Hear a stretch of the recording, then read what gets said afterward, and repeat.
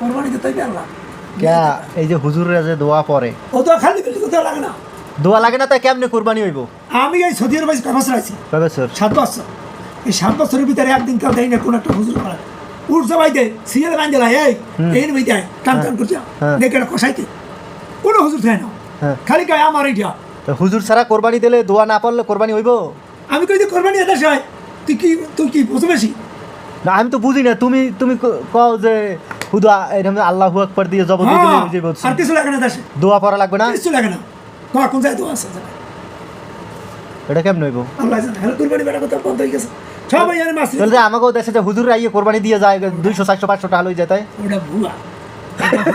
হুজুর তালে মোল্লারা মাছ কি করে যা হ্যাঁ মুই যাই দেশে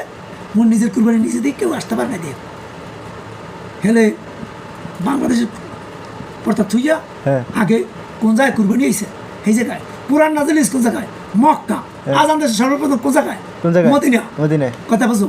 এই বাসিন দেশ আছে পুরান নাজলিস মক্কা মক্কাই আজান দেশে দেয় দাও দেখ বাংলাদেশে 50 বছর 100 বছর আগে ইন্ডিয়া হয়েছে বুঝছো ইন্ডিয়া মুসলমান কত বছর আগে বহুত বছর আগে বাংলাদেশ তো না মুসলমান আছে হেরাই মস্তাদ আছে হ্যাঁ মস্তাদ দিয়ে মস্তাদ